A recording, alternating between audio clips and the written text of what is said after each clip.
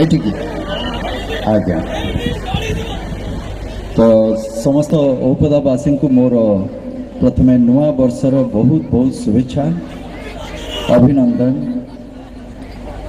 ନୂଆ ବର୍ଷରେ ନୂଆ ନୂଆ କଥା ନୂଆ କରିକି ଆପଣମାନଙ୍କ ସହିତ ଦେଖା ହେଉଛି। ତେଣୁକରି ମୁଁ ଭାବୁଛି ଯେ ଆଜି ଏତେ ଦୂରରୁ ମୋର ଏଠିକି ଆସିବା, ଆପଣମାନଙ୍କ ଭଲ ପାଇବା, ଆପଣମାନଙ୍କ ସ୍ନେହ, କିଛି ଚିହ୍ନା ମୁହଁ ଏଠି ଦେଖିବାକୁ ମିଳିଲା। ମଝିରେ ଆମର ସବୁ ଦେଖା ହେଇଥିଲା, ଯେଉଁମାନେ ଆଜି ମଞ୍ଚାସୀନ ଅତିଥି ଅଛନ୍ତି। ତ ସ୍ମୃତି ପୁଣି ଆଉ ଥରେ ତାଜା ହେଇଗଲା। ଆଶା କରୁଥିଲି ଆଉ କିଛି ବନ୍ଧୁଙ୍କୁ ଏଠି ଦେଖାହେବ, କିନ୍ତୁ ବୋଧେ କାଲି ଆମର ଆର୍କେ ଜେନା ସେ କାଲି ଆସିବେ। ତ କହିଦେବେ ମୁଁ ମନେ ପକାଉଥିଲି କହିକି ତାଙ୍କୁ। ତ ମଞ୍ଚାସୀନ ସମସ୍ତ ଅତିଥିବୃନ୍ଦ ତଥା ଔପଦା ଆଞ୍ଚଳିକ ମହୋତ୍ସବ 2022 ଉପସ୍ଥିତ ସମସ୍ତ ଅତିଥି।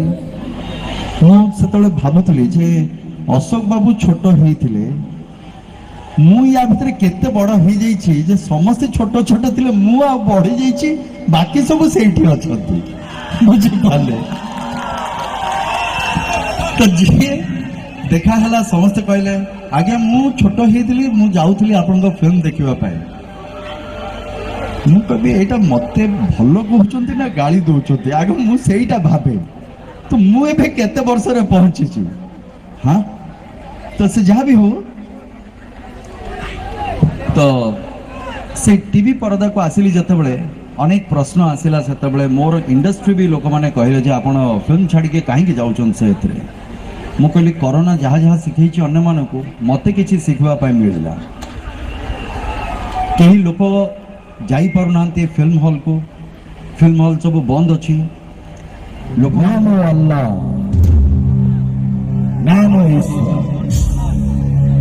ନାମ ଚର୍ଚ୍ଚ ଫାଦର, ତାଙ୍କର ବିନାଶ ପାଇଁ ମୋର ଅବତାର, ଗଡ୍ ନେମ୍ ଗଡ୍ ଫାଦର। ଧନ୍ୟବାଦ।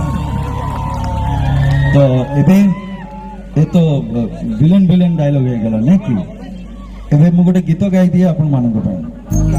ଆଜି କିନ୍ତୁ ଲୋକ ଗୀତରେ ତାଙ୍କର ଯେଉଁ ଅବଦାନ ରହିଛି, ଆମର ଓଡ଼ିଶାର ଯେଉଁ ଲୋକଗୀତ ପ୍ରତି ତାଙ୍କର ସ୍ମୃତିରେ, ଏଇଟା ମୋ ଚଳଚ୍ଚିତ୍ରର ଗୀତ ନୁହେଁ, କିନ୍ତୁ ଯେତେବେଳେ ମୁଁ ଏ ମହୋତ୍ସବକୁ ଯାଏ ମୋର କାହିଁକି ବହୁତ ମନେ ପଡ଼େ ତାଙ୍କ କଥା।